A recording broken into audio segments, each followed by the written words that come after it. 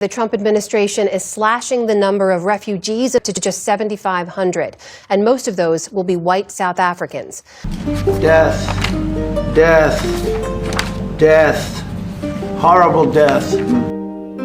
According to U.S. President Donald Trump, white South Africans are facing a violent genocide and oppression in their country of origin. But is this just political theater or a real humanitarian crisis? In this video, we will visit a culturally segregated, white-only village near Pretoria to hear their side of the story.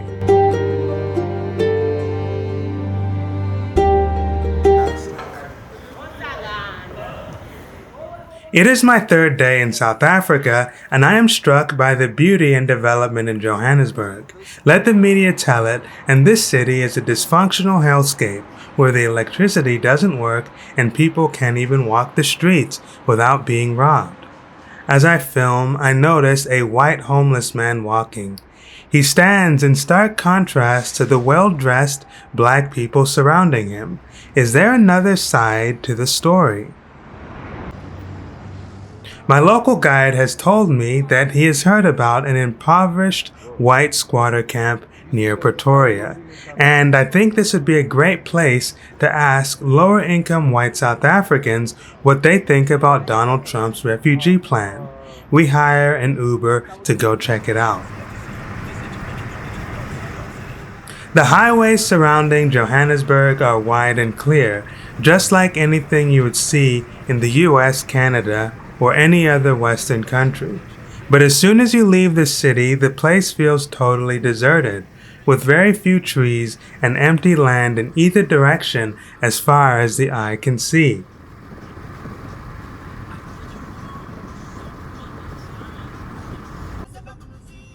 Before long, we arrive at Kleinfontein. My guide was wrong. Instead of a squatter camp, this seems to be a well-organized gated community. All the signs are in Afrikaans, which is a Dutch-based language. What does that say?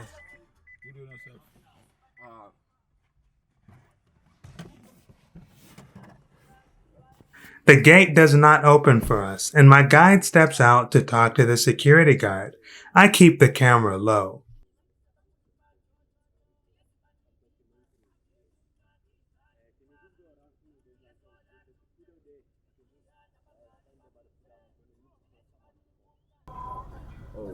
They're saying no, we must park here before we enter. Okay. What is this place? Everything is in Afrikaans. What does this say? It's Afrikaans. I can't read Afrikaans. Okay. They said we can park here. Okay, like okay. on the side. Tell him. Yeah. Yeah, I'm telling him. Yeah. I play it cool, but deep down I'm pretty annoyed. My guide seems to have brought me to some kind of sundown town. For those of you who don't live in the US, sundown towns are all white municipalities, mainly in southern states, that are suspected of maintaining their racial exclusivity through below-board means. I try not to go to places where I'm not wanted.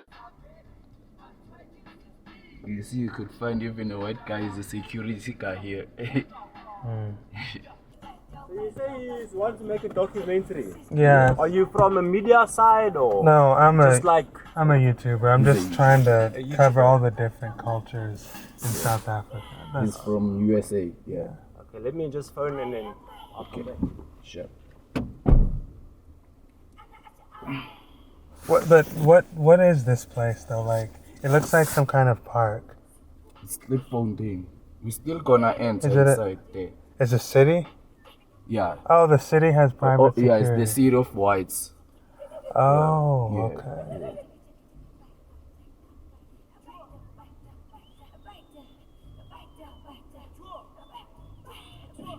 Oh, if it's the city of whites, are black people even allowed in there?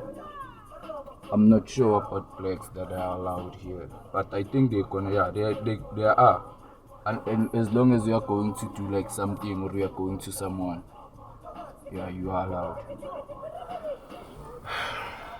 It would have made more sense to have a contact person here instead of just showing up randomly.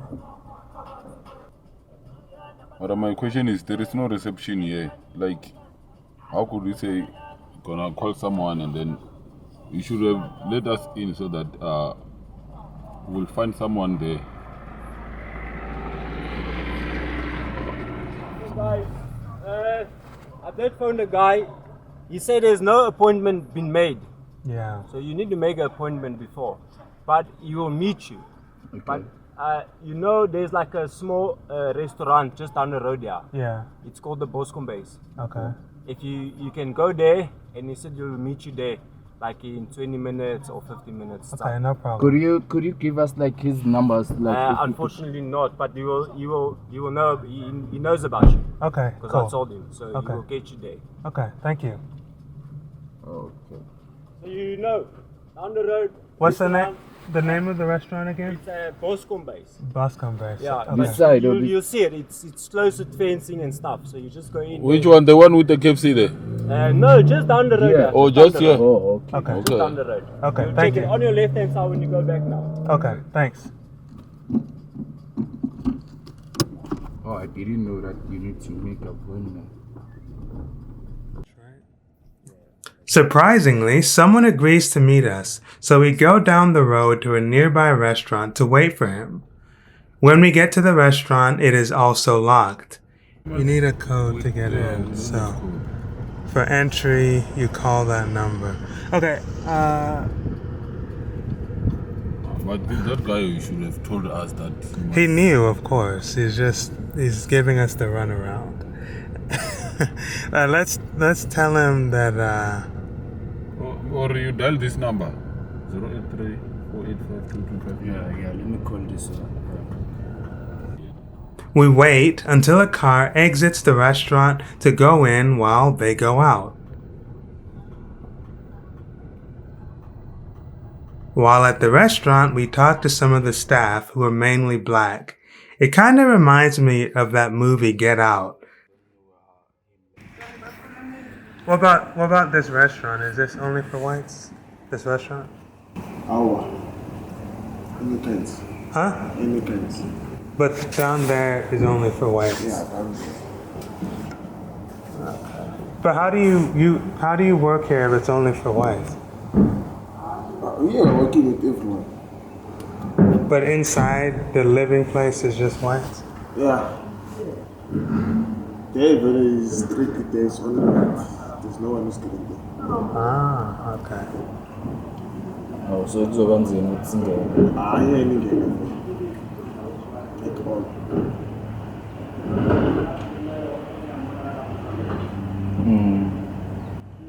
My guide asks about the white squatter camp that is supposedly in this area, but at this point I don't think it actually exists. Oh, yeah, about Zombos and Squatter. Oh, sure. Thank you. Yeah.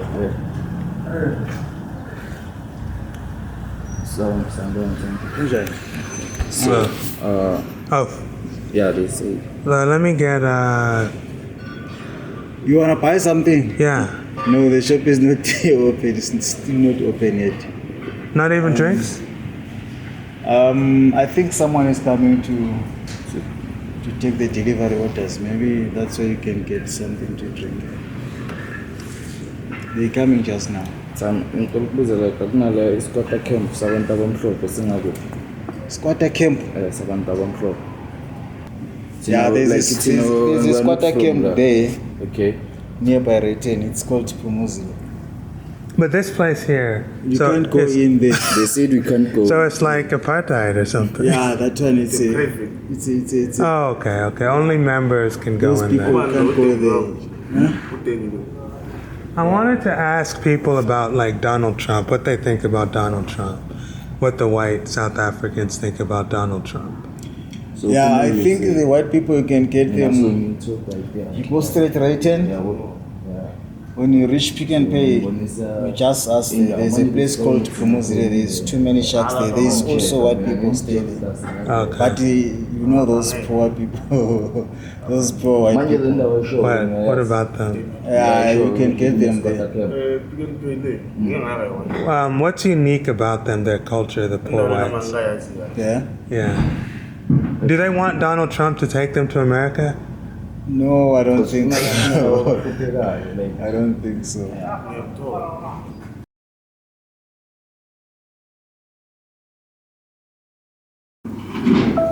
This car that is parked. This car that is parked there. It's someone stays in front. It looks like I misjudged the situation. Instead of giving us the runaround, the guard has actually called someone to meet us. He's the big guy, big. When I say big, he's the big guy. Big guy in a.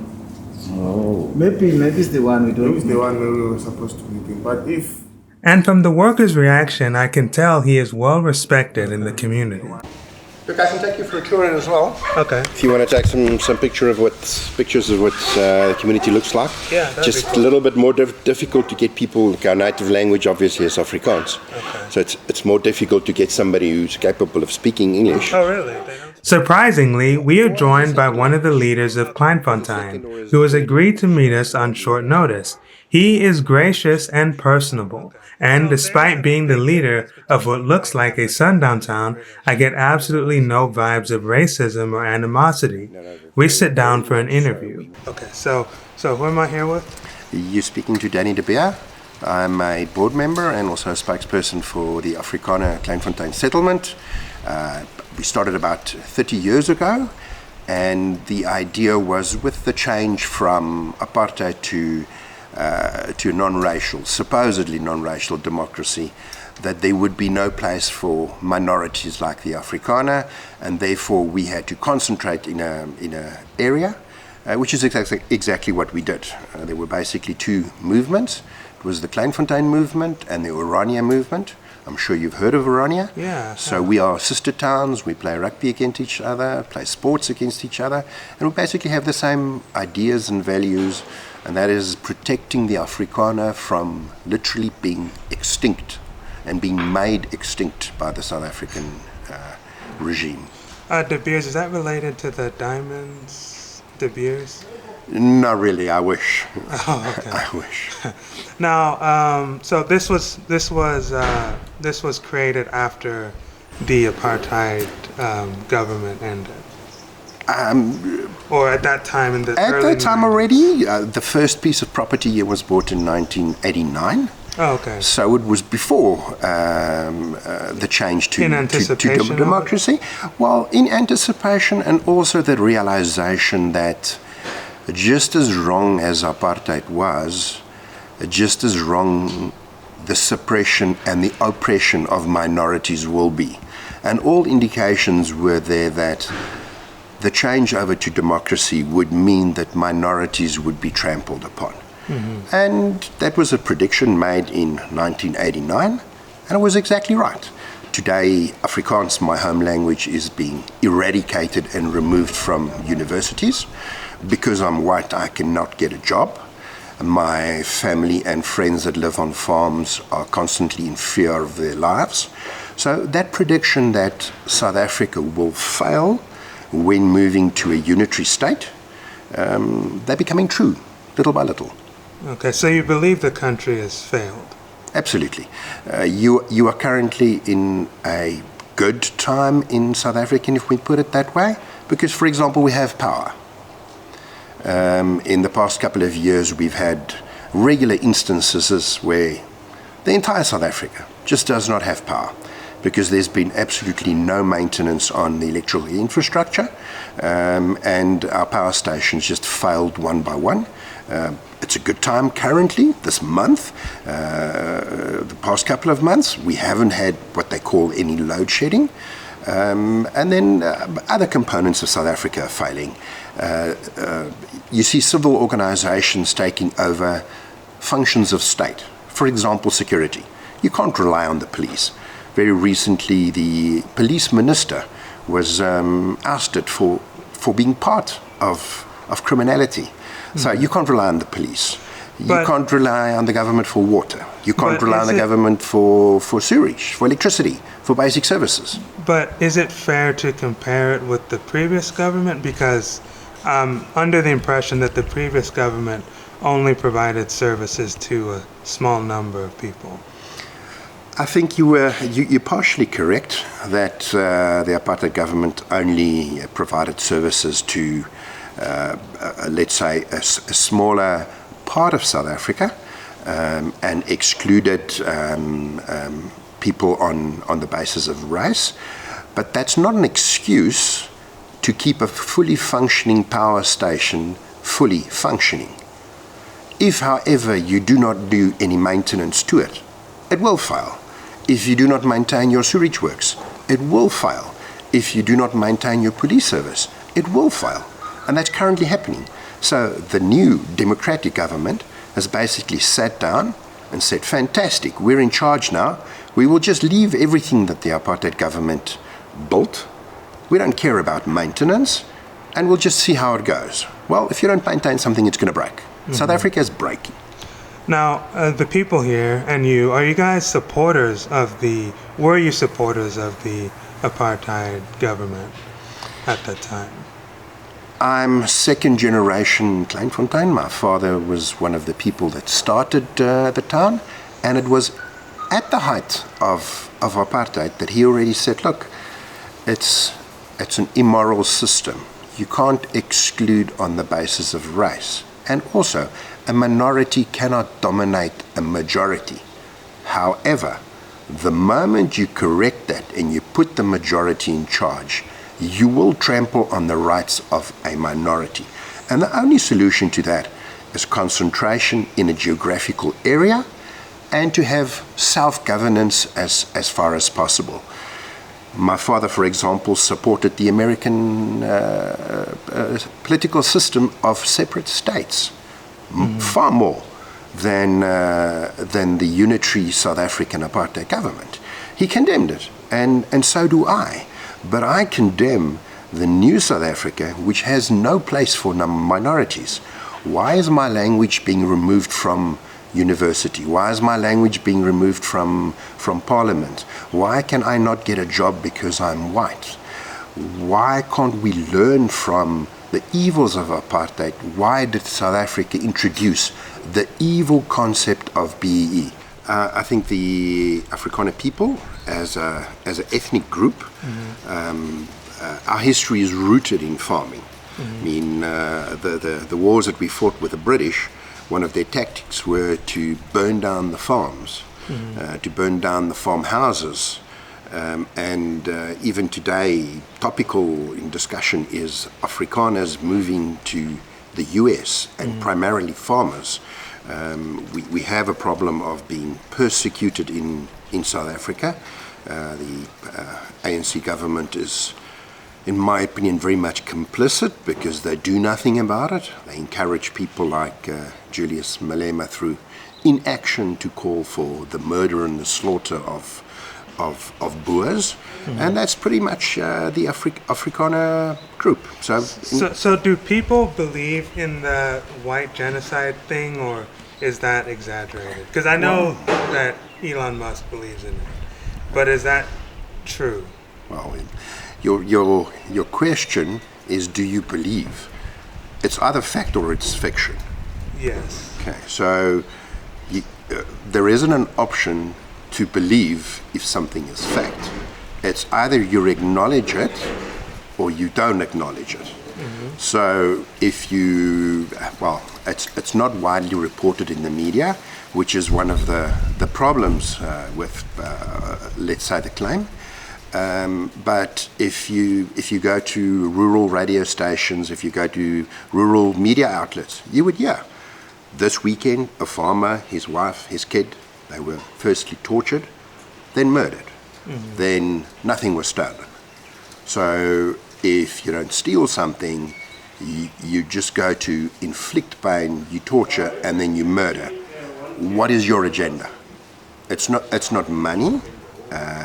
What exactly is it? So I think it's an unfair question to say whether you believe. you either do your research and you find out that there's a disproportionate amount of violent attacks on farmers in South Africa, and more so the Afrikaner, because the Afrikaner dominates the farming industry. Yes, there are emerging black farmers, there are English farmers as well, but the largest group of farmers in South Africa are the Afrikaners. So when a farmer gets murdered, the chances are 95% that it is an Afrikaner. Do people here want to move to the United States? People here, so you're referring to Kleinfontein. I've got 2 friends who are on the list of immigration to the US. So yes, they do. Does the entire Kleinfontein community want to move to the US? No, I don't think so. A lot of people are saying, well, it's tough out here. It's difficult with a government that is against the Afrikaners, that wants to get rid of the Afrikaners. But we're here to stay. So yes, some people are definitely considering Trump's offer. If you do accept it, is it easy, or is it like a long process?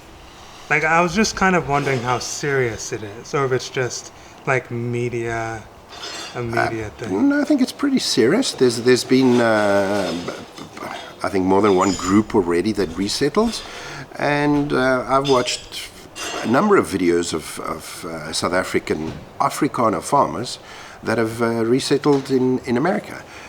The builder who built my house in Kleinfontein, he's on the list, and he wants to go and drive tractors in the US. It's safe, it's a better opportunity for his family. The reality of the threat against the Afrikaners and their lives, the fact that we're daily in danger, is real. It's not a myth. If you drive north in South Africa, you will find the White Cross monument, where there are several crosses, and every cross is erected there of a farmer or his family that have been murdered. It's not fiction, it's not a story, it's not Snow White and the Seven Dwarfs. It happens daily, and the South African government is doing nothing about it. Trump made 4 requests. He said, acknowledge farm murders. He said, stop the political rhetoric of killing farmers. He said to scrap racist legislation like BEE, and scrapping of BEE requirements. And South Africa's just done nothing. The BE is, what is that? It's called broad-based black economic empowerment. It means that if there is a position or an economic opportunity like a tender, unless your skin color is black, you cannot get that job or you cannot get that tender. Okay. The concept is to fix the wrongs of the past, to fix what apartheid's done. But in my opinion, it's just reverse racism. 30 years ago, if you were black, you could not own a piece of property. That was called apartheid. Now, 30 years later, we have BEE, whereby you cannot get a job because you are white. What's the difference between the two? But isn't it true that the majority of wealthy people here are white? Like the majority of the wealth in this country? Still. I think that is very much declining. If you look at the people getting the contracts now, it's an elite number of politically connected individuals to the ANC. The South African president, Cyril Ramaphosa, buys, I know to you it's not much, but cows and bulls worth millions of rands. The contracts in telecommunication, in construction, they also go to a select number of black people. Every year, the number of wealthy white people in South Africa is declining, not because of competition, not because of competitiveness, but because of legislation. So there are laws in there preventing white people from getting work, preventing white people from advancing. The end result is that the wealth has very much shifted along racial lines, which makes a mockery of the new South African anyway. I mean, didn't we learn anything from apartheid? First you discriminate against black people, now you discriminate against white people. So I think the new South Africa is an absolute farce. And then the end result, of course, with the persecution of minority groups. Kleinfontein is currently under attack from the local government. There's a court case where they actually say they want to demolish us if we don't comply with certain rules. It makes it very difficult. The new South Africa is racist. Okay. Now, but this community here is only for whites, correct? No, it's only for Afrikaners. Okay. The fact that Afrikaners happen to be white, is that engineering? Well, you can say it's convenient. Is it up to me to say that the Afrikaner in the foreseeable future will also be absolutely lily white? I can't say that. I can't predict that. There are some people saying that the Afrikaner would probably mix with the colored people of Cape Town. I don't know that. There are no rules. So there's no British people here? No one of British ancestry? There are several Europeans. There are Germans, there are Dutch, there are English, I don't think Italian. It's people that are able to assimilate and integrate into an Afrikaner community. If you come to Kleinfontein and you say, I'd like to learn the Afrikaans language, I'd like to live here, I identify with the Afrikaners, you're already asking and answering the right questions. However, if you come to Kleinfontein and you say, it looks like a nice place to live, but I'd like to change everything. I'd like to change the religion and the language, then the answer will be, but you will not fit in. It will not work. Therefore, we have a selection process. If you want to live in Kleinfontein, you actually have to pass a test. You have to partake in a process whereby you say how you will contribute to the community. Because what's the point of having somebody not of your religion, not of your language, in your community that wants to do exactly the opposite of what you want to do? Mm-hmm. Now, what about the colored people? What about the colored people? Are they colored people here? There has been. It didn't work out. Will it happen in the future? I don't know. Were there cultural incompatibilities? I think there were cultural incompatibilities. There wasn't a specific event, but you've got to understand here it is about a religious group, a cultural group, centered around values of Christianity, centered around values of the culture of the people, of the language, of the history. Kleinfontein was built on a piece of land which was part of the British and Afrikaner wars. Mm-hmm. So there's actually a British cemetery on site. From the Boer War? From the Boer War, dating back to 1900. So it is ground that an Afrikaner has fought for 125 years ago. And still today, we are fighting for this land. Mm-hmm. But the Coloreds do speak Afrikaans, don't they? They do. Look, the Coloreds are the product of Africans and Europeans mixing. But they very much adopted an identity of their own. They almost have a dialect that is different to the Afrikaners, and they have voluntarily grouped themselves into a group of people. Mm-hmm. The same way with Afrikaners. It's not as if you are being forced to be an Afrikaner. You choose to be an Afrikaner. You choose to associate yourself with the values. Of course, if it's historical that you're an Afrikaner, that makes it easier. But yes, we've had Europeans come to Kleinfontein saying they would like to be integrated into the Afrikaner community, and that has happened. Okay. Any Americans? Not as far as I know, no. So for my last question, I would like to know, what do you and the people here think of Donald Trump? I think it's a very personal question. There are some components that I like. There are some components that I do not like. What I absolutely like, what I adore, what I love is that he's asking the questions that the mass media has said you're not allowed to ask. He's asking the question, why are South African and Afrikaner farmers being murdered in mass on farms, and why is the South African government doing nothing about it?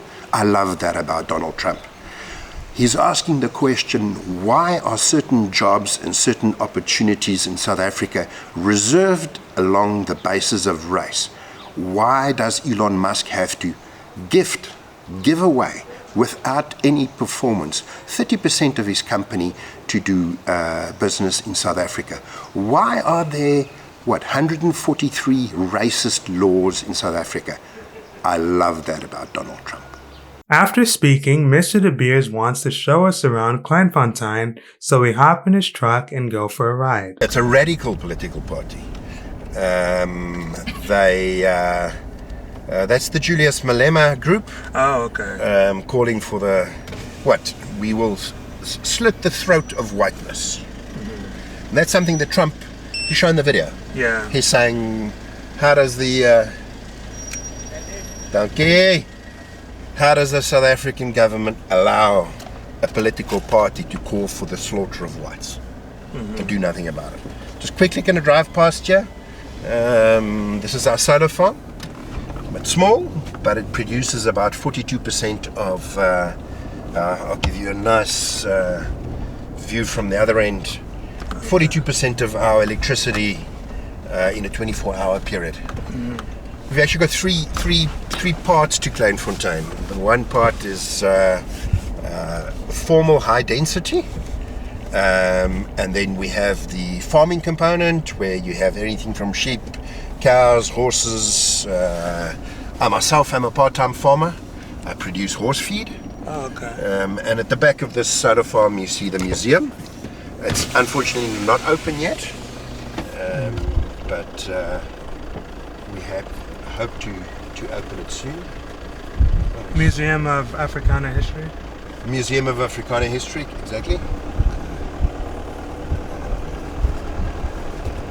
What's the difference between a Boer and an Afrikaner? Is there a difference? It's very, very similar.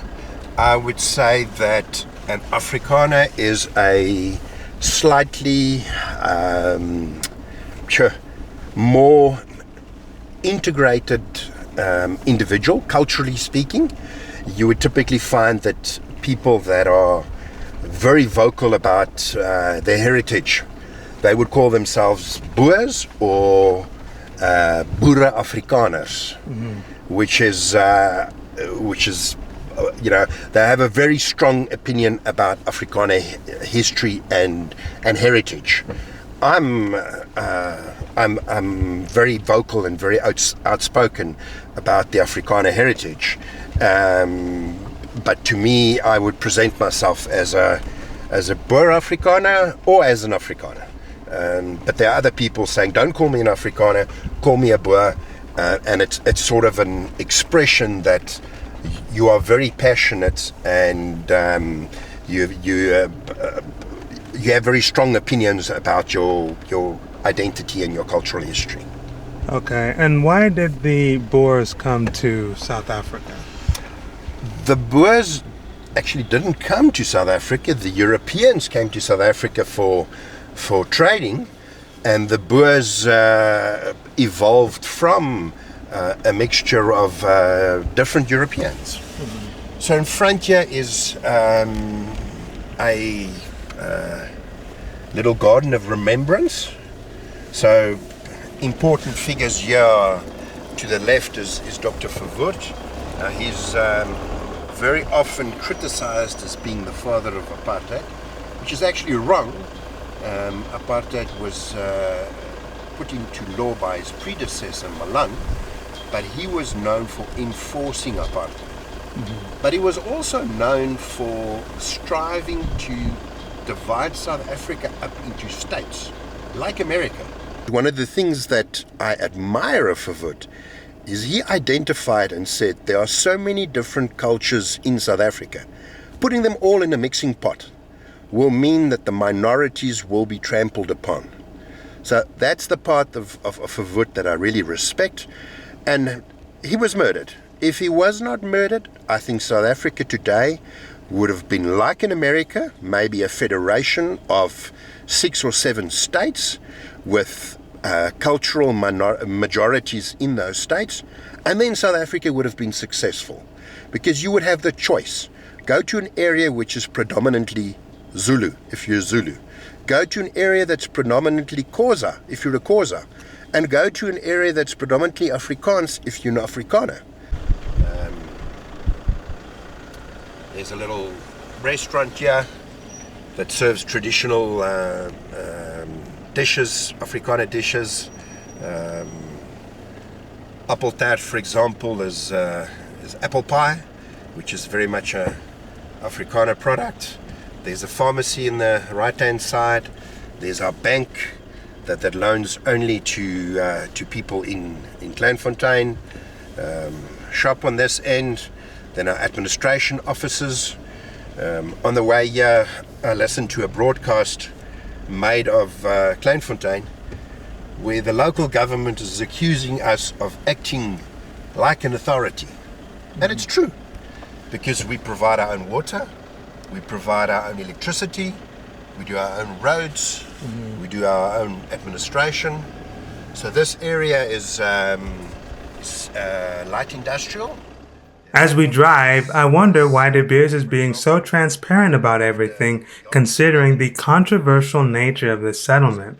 I didn't ask, but it seems like they have calculated that visibility will protect them from the local government while also attracting support from sympathetic whites in South Africa and abroad.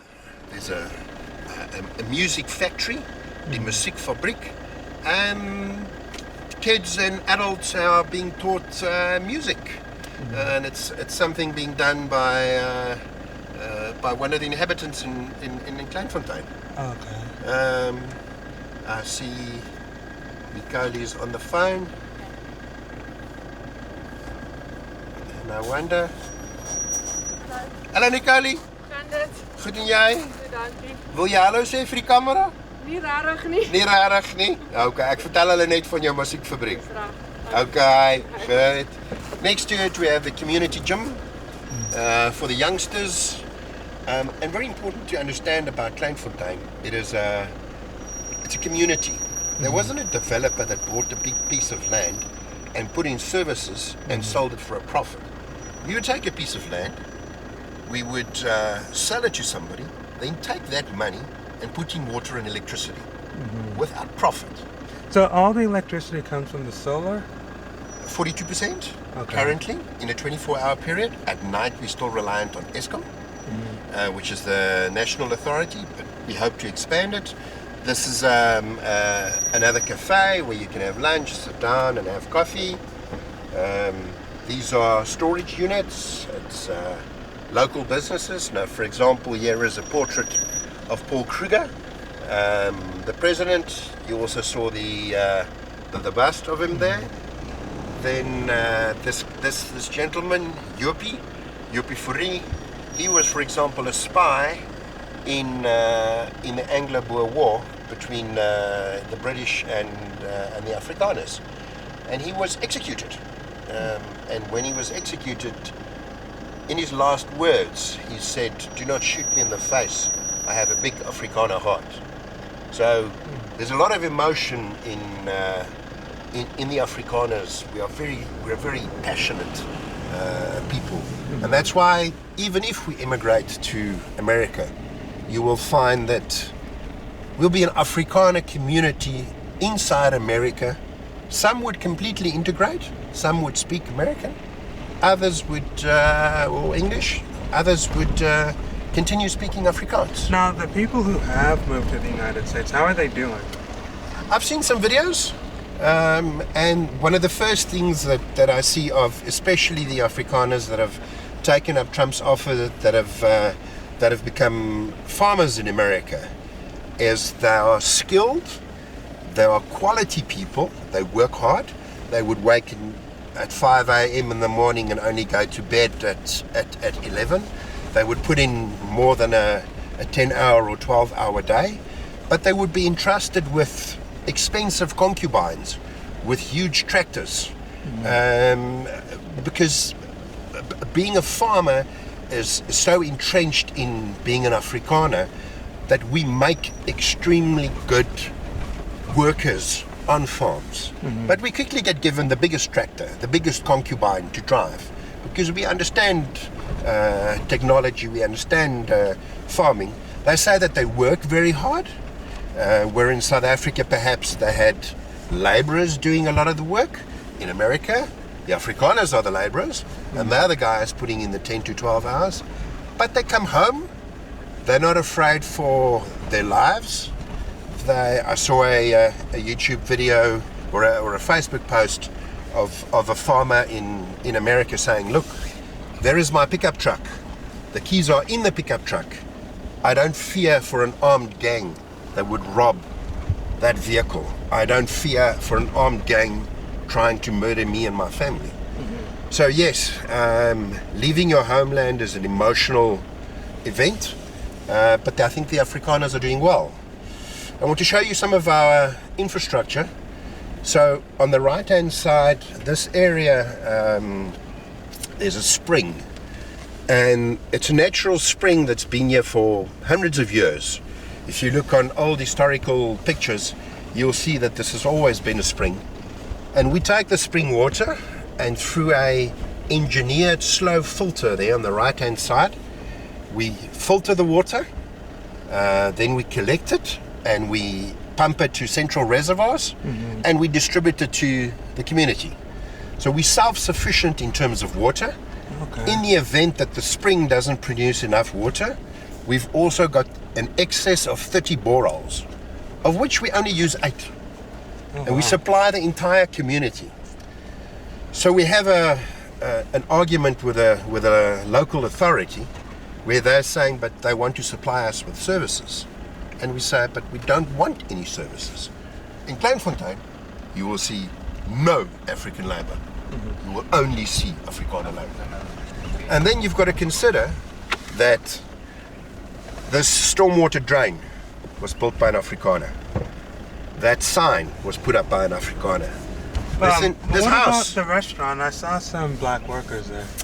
that was outside of Kleinfontein. Oh, okay. You mean within the perimeter? So we have a policy of providing work to our own people. So the sense of community, and Jeff would know that the concept of Ubuntu is community. So they built these houses? Afrikaners? Yeah. Yeah, everything. From digging the foundations to the brickwork to putting up the roof. Today is refuse removal day. We'll probably drive past Afrikaners removing the rubbish. So all those allegations of Kleinfontein being racist, we use African labor, and then it's alleged that we use African labor, and that then the place is reserved for Afrikaners. It's not true. To live here means that you have to accept that all work is being done by Afrikaners. And if you cannot get the Afrikaner to build your fountain, you either build yourself or you don't do it. And if you transgress that rule, then the community would say, well, then obviously you're not meant for Kleinfontein. So this is the graveyard, the cemetery of people over the past 30 years that have passed on in Kleinfontein. So these are deaths that happened in Kleinfontein. Then in front of us is... Speaking of that, is there a hospital here? There's a clinic, there's a doctor, there's an old age home, and there's a frail care unit. Hospital we have plans for, but that hasn't been built yet. Isn't that kind of risky, like for older people to be so far away from surgeries and ambulances and things like that? Not actually. We are 15 minutes away from major hospitals. Now this is a commemoration of the Battle of Diamond Hill. And this is when the British tried to suppress the Boers and the Afrikaners. And if you look at some of the other signs, it says Australia, New Zealand, Ireland, Canada, and it's all the forces that fought the Afrikaner. The Afrikaner history is very much like the Zulus, where we're involved in a lot of wars for the sake of our independence. And still that war is basically raging. That's why there is a Kleinfontein, that's why there is an Orania. It's because the people are trying to suppress the Afrikaner. Is this the actual burial site? This is the actual burial site. It's the actual burial site of not only the farm Kleinfontein, but the entire area. So not everybody died on this piece of land, but it was basically on this mountain ridge. Okay, there was a battle here. The battle was here. If you walk up 120 meters from here and you had a metal detector, you could find spent cartridges from the British forces. Wow. So the battle was in this entire area, including this very property. Wow, okay. So there's some forts up on the hill where the Boers were actually waiting for the English. And one would think that the battle was from the hill down into the valley, but the battle was actually on the hill itself. So we did some studies. We had some archaeologists in the area, and they picked up cartridges and they picked up pieces of British pipes that showed that the British forces were with heavy artillery actually stationed on top of the hill, and so were the Boers. And it was a battle of about 4 days. The British outnumbered the Afrikaners 10-1. There were about 30,000 English troops and only about 3,000 Boers. And the Boers kept them busy for 4 days. But this just shows you how much heritage there is in this specific piece of land where the Afrikaners fought for their existence, their cultural existence, their independence from the British, and we continue to do so this very day. And the slogan at the bottom says, "For freedom and for right." And it's a slogan representing the resoluteness of the Afrikaner to not be obliterated by the new South Africa, and to consider to continue its history, to protect its heritage, and of course its own land. This is Afrikaner land, bought and paid for. This land has a special place in Boer history. It was the site of the Battle of Diamond Hill during the Second Boer War, when the British defeated the Boer republics and took over South Africa. The monument commemorates the battle fought here roughly 125 years ago. I noticed there's some relatively fresh flowers.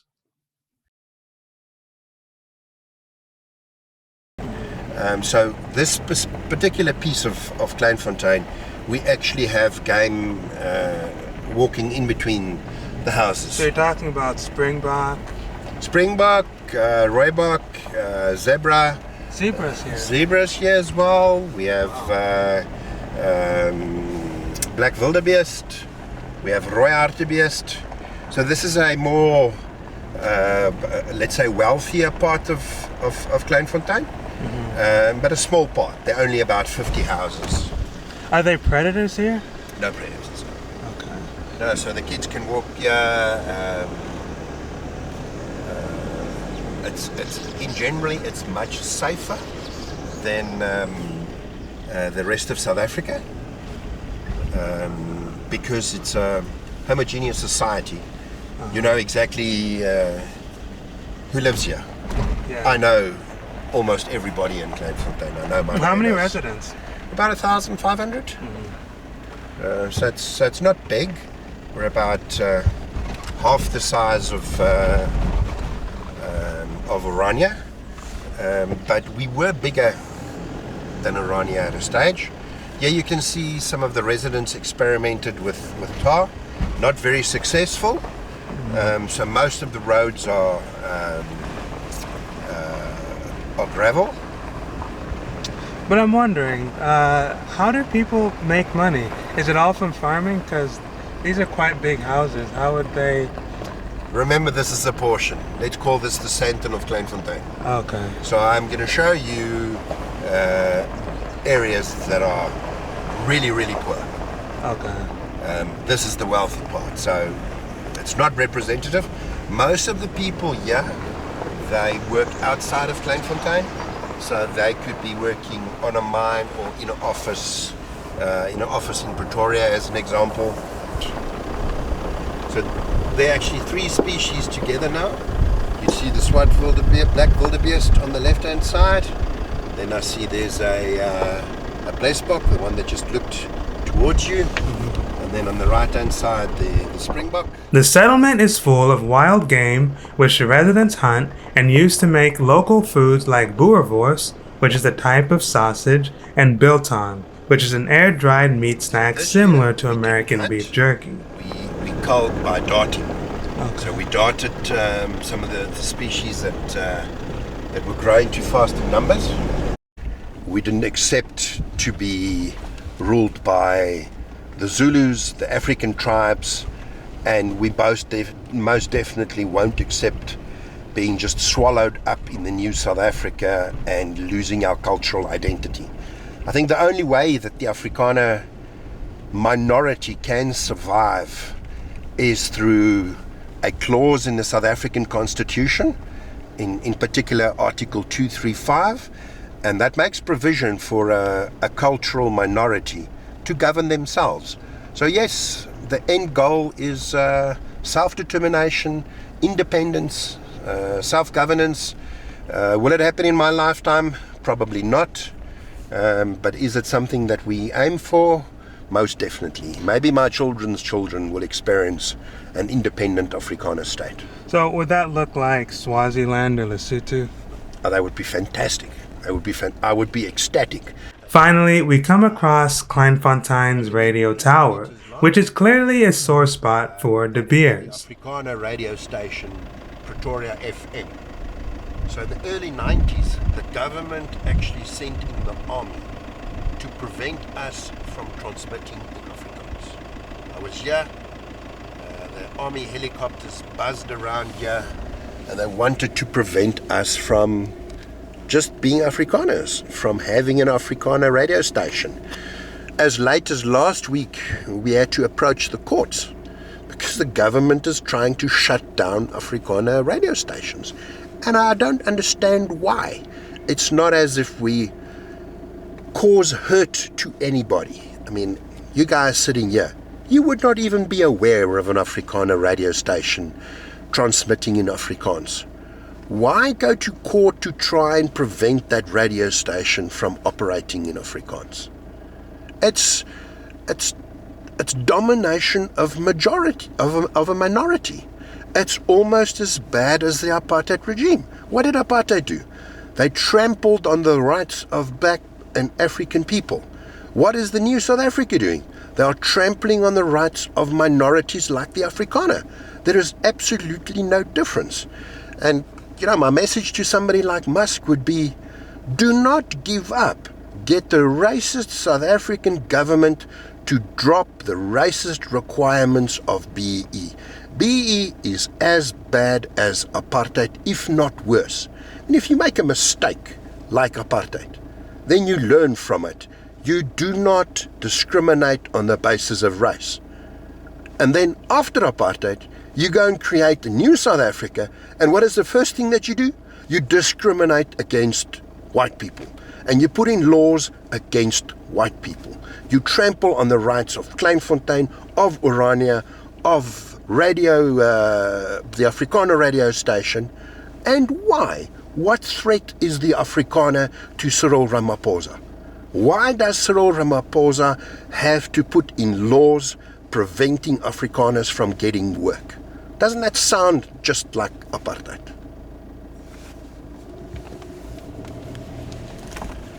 Stop me if I get too aggressive. That's I'm fine. Passionate. Yeah, that's fine. De Beers believes South Africa's Affirmative Action Policy, BEE, is equivalent or worse than apartheid. I strongly disagree with this perspective. That said, I also believe that facilitating unrestricted free speech is the best way to find the truth of any specific issue. Just come past and they've removed the refuse. There behind us is the After leaving the rural part of Kleinfontein, we come back to the core of the settlement. While most white South Africans are considered wealthy, De Beers insist that this isn't always the case. So this is the older part of Kleinfontein. And here you'll see from big houses to small houses to shacks. And I think, Jeff, for you it will be a learning curve to see Afrikaner families living in a shack. Okay, so these are the homes, right? These are the homes. These are what we call our equivalent of RDP, and that is low income housing, and that is for people that have lost their jobs for whatever reason, Afrikaners. They have nowhere else to go, and we make it affordable. So divide by 2. So your rent here would be in the order of $150 a month for a 2-bedroom house. So these are the houses that we built, but not so long ago, maybe 7 years ago, this entire area was just shacks, like the one in front of you here. So this shack here is got a white family, an Afrikaner family, mother, father, 3 kids staying in the shack. Why do they still live in the shack? Instead of one of these houses? Because they don't have enough money to live in one of these houses. Remember, there's no government support here. The school has to fund itself. The housing has to fund itself. The community has to pay for everything. We get absolutely no help from the government whatsoever. And I'll drive through this area. There used to be an excess of 80 shacks, tin structures. Gets 40 degrees centigrade in the summer, gets -10 in winter, where white Afrikaner families live in poverty and squalor. And the South Africa today does not acknowledge the fact that poverty has no color. They say that white people are automatically rich. If you look around, you'll see there are some poor Afrikaners that live in tin shacks. Some are lucky, they've upgraded to brick structures. But the lie that all whites are automatically rich in South Africa is just that. It's a lie.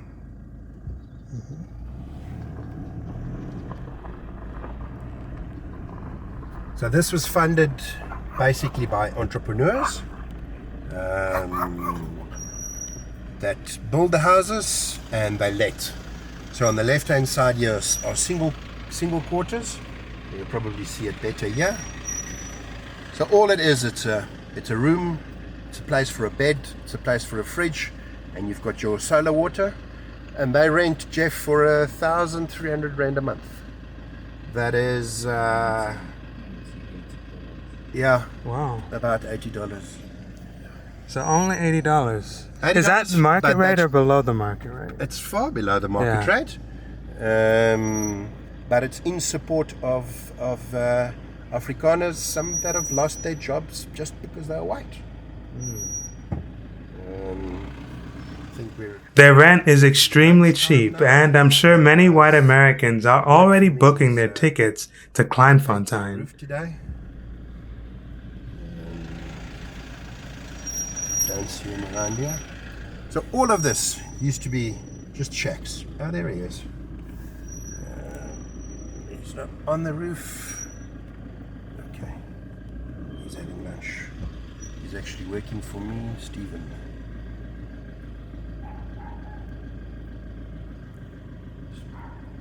You like it, Stephen? Alright. Hoor jy moet asseblief konsentreer op die ander kant van die dak, hoor. Die kant lyk bietjie slegter as daai kant. Is dit? Ja, hulle altyd lyk maar ewe sleg. Okay, maar konsentreer op daai kant wat jy mens kan dit sien van Karee Park af. Okay. Right. Okay. Dankie. So this is, I showed you shack number 1. Here's a family of about 8. Look at their living conditions. 8 people living in tin structures, plastic structures. Why? Because they are poor. So they can't come up with the $90 per month to live in one of these houses? No, the $90 is just for a room, For a house, it's about $150. And that house then only has 2 bedrooms. That's not big enough for 8 people. Okay. But there's an entire family here. Kids, parents, everybody. And that's how they live. Jeff, have you seen poor white people? Yeah, I see. Seen them. So there's another cafe, equivalent to what in South Africa they call the spaza shops. And here's the third structure. So our aim is to get all of our people, this wooden cabin, our aim is to get all of our people out of informal structures like this, and into brick houses. But you've got to know, like the gentleman that we just drove past, I give him a job. He earns about $300 a month. That's his entire salary, and from that he has to pay for his accommodation, food. He's got 2 kids, 2 daughters, as well as a baby to take care of. His wife works, his grandmother works, all of them work, and they actually live in one of the largest structures that is a 3-bedroom. Everything you see here built by Afrikaners. Every single thing. Even the solar panels on the roof installed by Afrikaners, the bricks, the roads. If I have to, commend somebody like Mandela, and they have a saying that the land will belong to those that work it. So this land is being worked exclusively by Afrikaners. Our forefathers fought for this land against the English, and today we work it. So this is Afrikaner land, this is Boer land. Where all our construction equipment is. Okay. And this we use to maintain roads, dig trenches, lay water pipes, everything that a municipal authority would do. And I think that's why the ANC are so much against us, because they see that we are flourishing, we're doing it ourselves, we have electricity, we have water, we have roads, when the rest of Pretoria, as an example, does not have. Very often you would hear that Pretoria, Mamelodi, I don't know where you stay, Jeff, is without power, is without water for days on end. And Kleinfontein, from refuse removal, here's a team, and you see that they drive around with fire units on the back of the vehicle, because if there's a fire, then immediately they go and extinguish the fire. There's actually another team that just pulled up behind them. And this is, on the left, is the refuse removal. So it gets sorted, we sell the tin, we collect the plastic, and that cannot be used, of course, we throw away. We make our own curbs. So there are guys in the mornings before work starts, they make a couple of curbs, and then it gets installed along the roads. So the focus here is on self-preservation, on doing it yourself, not being reliant on anybody else. It's a far cry from independence, but it's most definitely a step in that direction.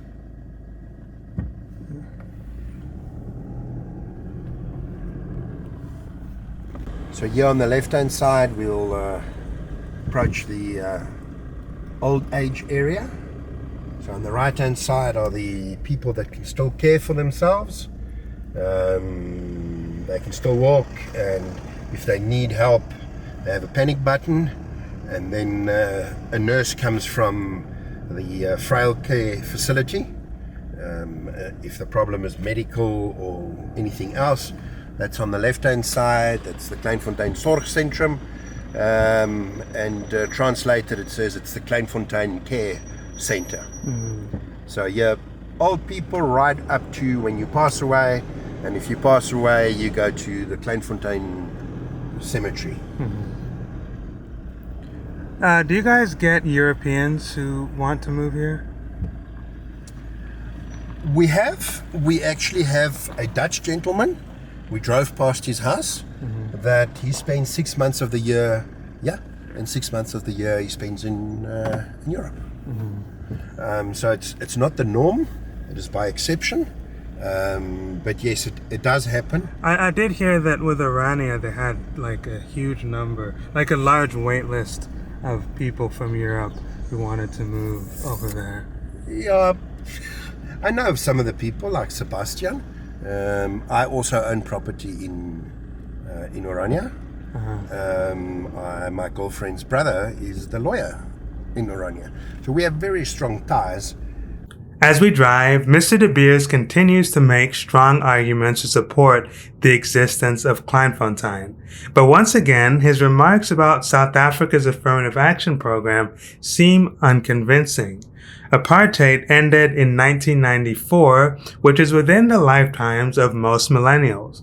Furthermore, as a leader of an explicitly racially segregated community, he doesn't seem to have a moral high ground to accuse the South African government of racism.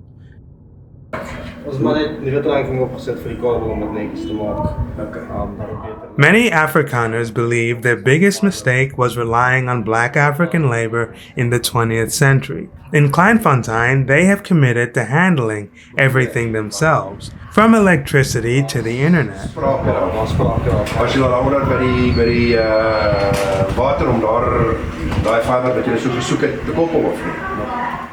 While I am with Mr. De Beers, the Kleinfontein residents seem calm and relaxed, but eventually he goes to the bathroom and I am on my own.